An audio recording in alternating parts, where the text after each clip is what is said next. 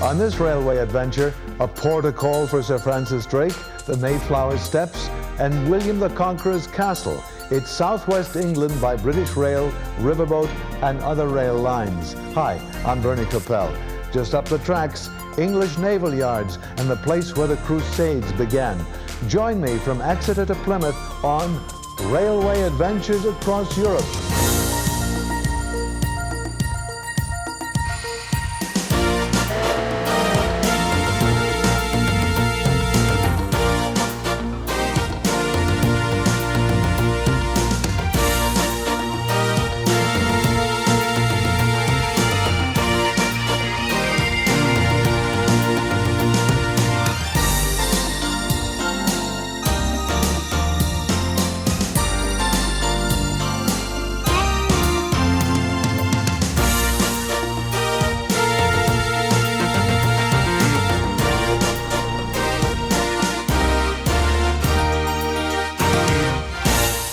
There was a time when the phrase, "the sun never sets on the British Empire," was used in reference to the English colonies around the globe.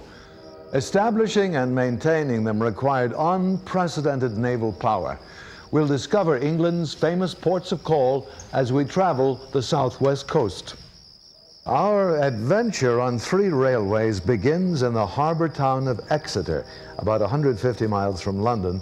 From there, we'll travel to the town of Plymouth on the English Channel. We'll see the Mayflower Steps commemorating the Pilgrims' departure for the New World, and the English naval yards, once a port for Sir Francis Drake. We'll also visit the Rougemont Castle, built by William the Conqueror, a coffee house that's been serving for nearly 300 years, and the port where the Crusades set sail. All this and more as we travel British Rail, the Paignton and Dartmouth Steam Railway, and the South Devon Railway. All aboard for the conquering rails. Traveling on a train from Exeter to Plymouth is an experience you'll never forget. The rolling green countryside of Cornwall and the dramatic coastal scenery of Devon are as rich in history and legend as they are beautiful. Our railway adventure begins in Exeter in the southwest part of England, approximately 150 miles from London. Exeter is an old cathedral city, although much of the town was destroyed in World War II. The existing buildings and the winding Exeter River still create a delightful atmosphere of charm and tranquility.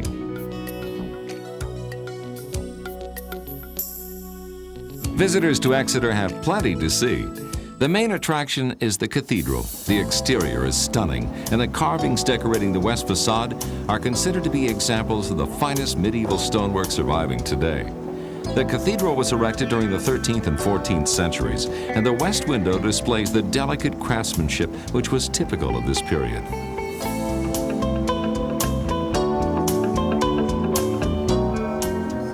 Exeter is also full of fascinating shops and buildings. A main attraction is Moll's Coffee House. It was built in 1596, just shortly after coffee was introduced to Britain. The building stands just a few yards from one of the taverns Sir Francis Drake frequented.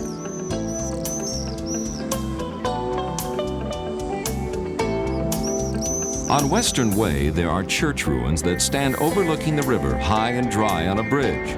This is Exeter's first bridge, and it was built in 1249. Today, the river still plays an important role in the life of the city. The old harbor buildings have been renovated and are once again open for business. Pedestrians and cyclists now have a new bridge to cross the water.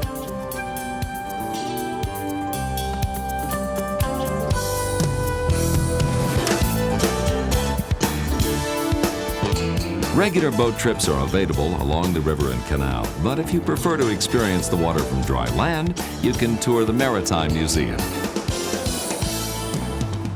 The Rougemont Castle stands in testament to Exeter's early history. The castle was built by William the Conqueror shortly after his invasion of England in 1066.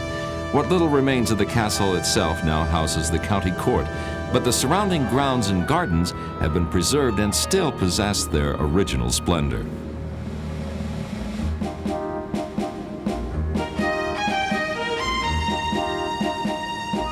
It's time for our adventure to leave Exeter, and from St. David's Station we will begin our trip by rail through Devon and on into Cornwall. The regular intercity trains will take us past the Exeter River and onto the estuary on the English Channel. The first part of the route was built by Isambard Kingdom Brunel for the South Devon Railway in the 1840s. It's a masterpiece of railway engineering and hugs the coast, weaving in and out of tunnels along the way. The line runs next to the Red Cliffs south of Exmouth and is one of the finest railways anywhere in the country.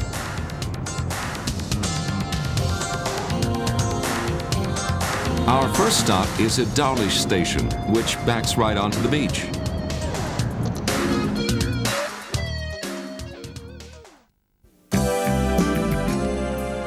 This Victorian resort is famous for its beautiful gardens, cascades, and promenades.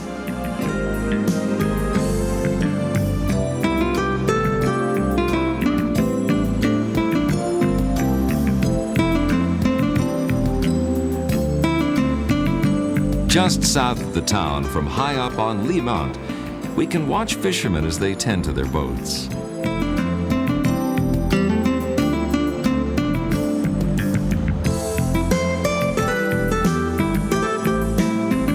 From the same spot, you can also see a splendid bird's eye view of the rail line and the coast. As we leave Dawlish and the Red Cliffs behind, our train runs past Tynemouth and alongside the Tyne estuary. In just a moment, we'll be turning off at Newton Abbey to explore the English Riviera.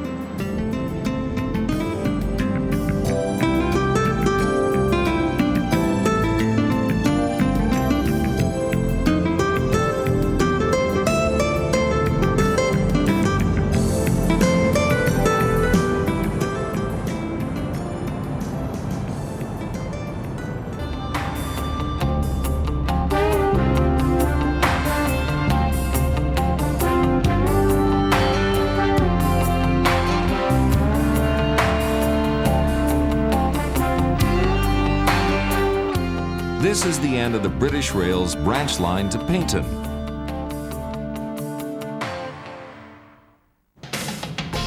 Most of the bay remains remarkably unspoiled considering the number of vacationing visitors who enjoy this area every year.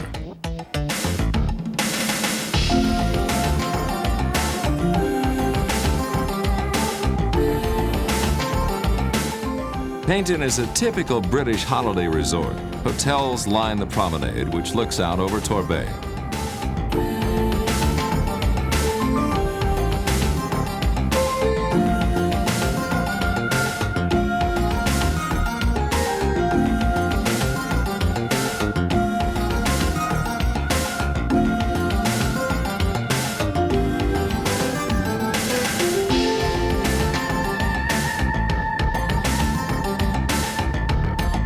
The port was at one time home to a busy fleet of fishing boats, but now gives safe harbor mainly to pleasure craft.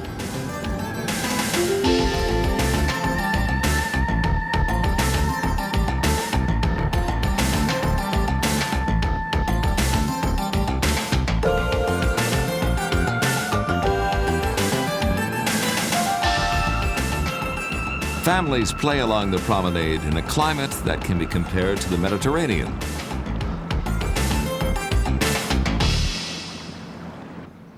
The Old Way Mansion stands on 17 acres and is known as the Miniature Versailles. The estate was once the home of the Singer family, famous for inventing and manufacturing the sewing machine. Dating from a much earlier period is Paignton's Castle on Tower Road.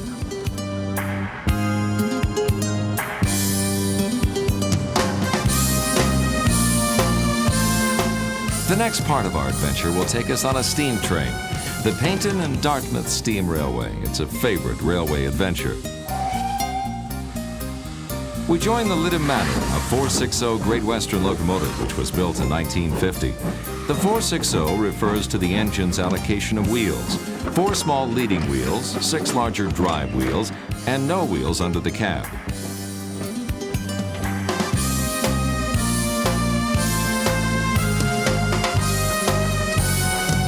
Just a short distance away is Goodrington Sands, which is a fully self-contained beach resort. Goodrington has the largest water slides in Britain, along with amusements and beaches to give adults and youngsters an entertainment experience of a lifetime.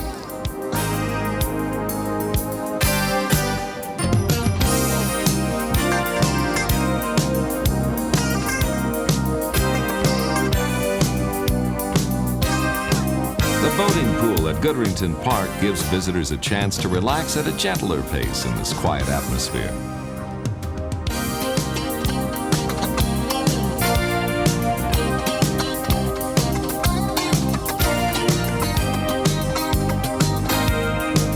Continuing on our steam railway, we head next for Kingswear, along another impressive stretch of track.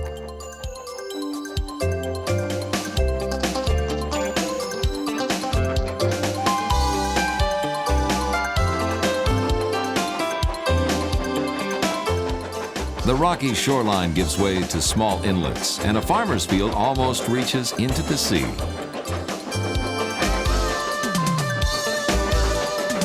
Our train runs right along magnificent homes perched on the steep cliffs leading to the water.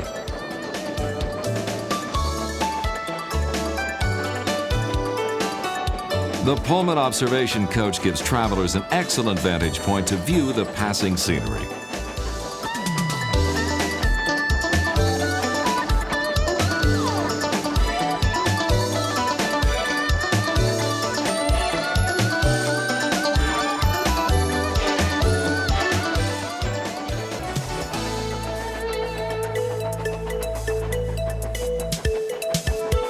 The Lytham Manor takes our train along the estuary to the end of the line at Kingswear.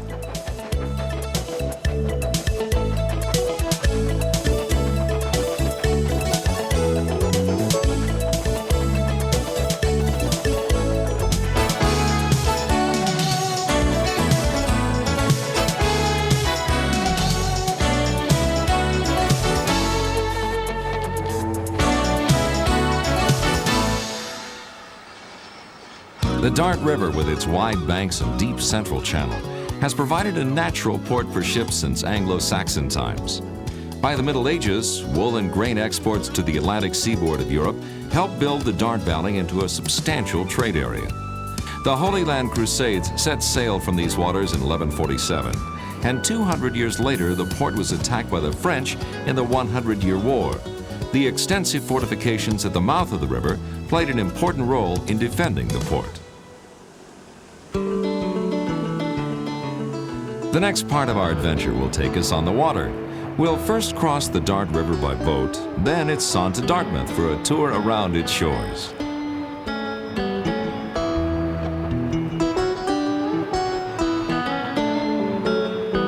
The most complete section of the old riverfront is Bayard's Cove. Many of the houses date back to the 17th century. Dartmouth is full of narrow streets, and you'll notice that many of the buildings lean at dramatic angles, at times almost touching at the eaves. Riverboat companies on the wharf capitalize on the area's fastest growing industry, tourism. There's no better way to enjoy this glorious scenery than from the water.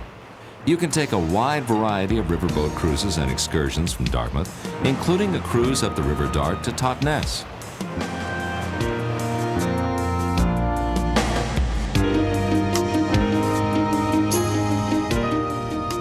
Arriving in the shade of Totnes Castle, there's an opportunity for another short detour before we finally rejoin British Rail to continue our adventure to Plymouth. Nearby we find the South Devon Railway, or Primrose Line at Staverton, which allows us to continue up the River Dart to Buckfastleigh. Our railway to Buckfastleigh will also take us to Dartmoor, where we'll have a chance to explore the interesting sights of both cities.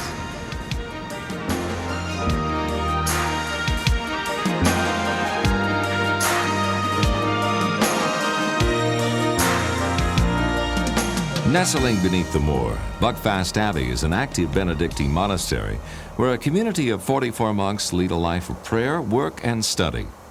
The first monastery to occupy the site was founded almost 1,000 years ago. It was dissolved by Henry VIII, but the monks returned to the abbey in 1822, and between 1906 and 1938 rebuilt the whole church. Today we can see some of the finest examples of ecclesiastical craftsmanship in the country.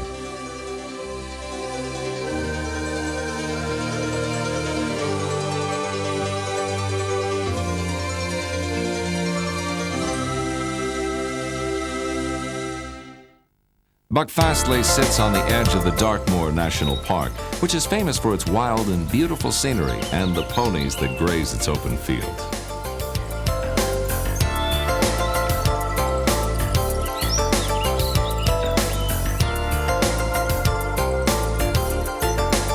You'll find peaceful nooks and crannies down in the valley, which are every bit as delightful. There is also a popular picnic spot where the East and West Rivers Dart come together.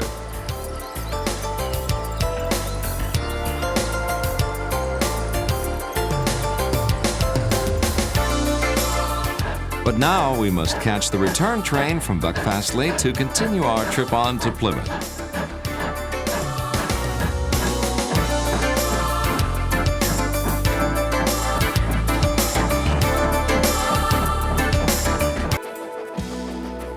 We continue our railway adventure and rejoin British Rail at Totnes.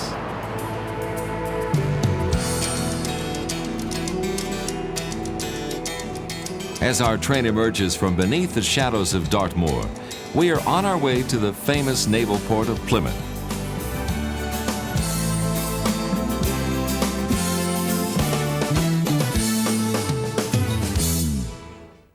Plymouth's connections with the Navy go back to before the times of the Spanish Armada.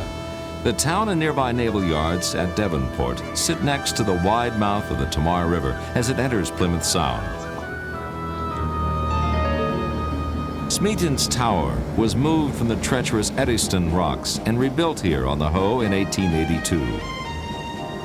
A statue of Drake also looks out over the Sound, as he did over 400 years ago.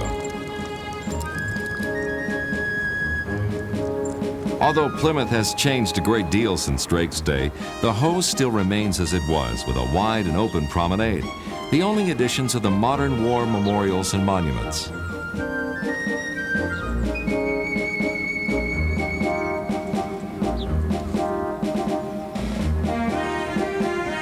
The nearby Plymouth Dome is an award-winning center that will take you on an extraordinary journey through time.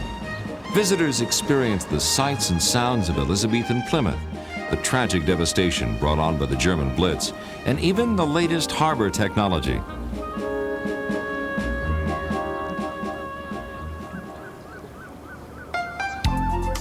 The Barbican is one area of Plymouth that was not rebuilt after the Blitz in World War II. Here, the Mayflower's steps commemorate the Pilgrim Fathers as they set out to colonize the New World of America in 1620. Their names are also recorded nearby.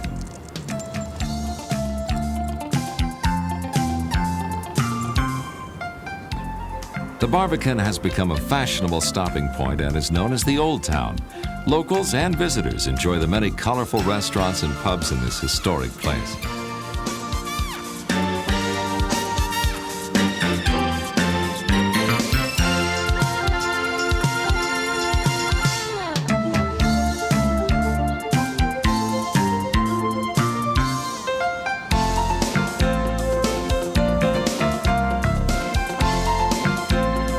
Plymouth's modern shopping center brings us back to the present before we set off across the River Tamar into Cornwall.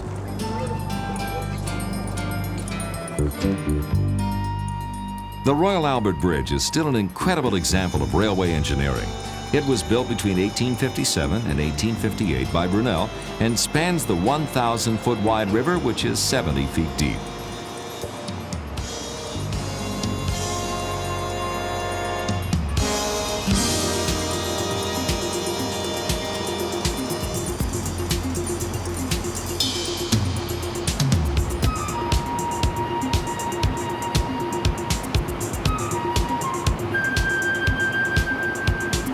This historical train bridge sits side by side with its modern counterpart for cars.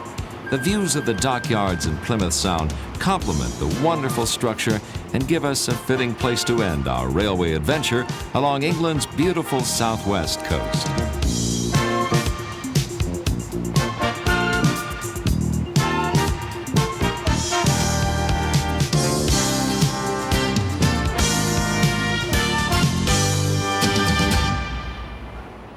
Our railway adventure along the coast of southwest England has taken us deep into English history. We hope you've enjoyed the Conquering Rails. I'm Bernie Coppell. Join me on the next Railway Adventures Across Europe.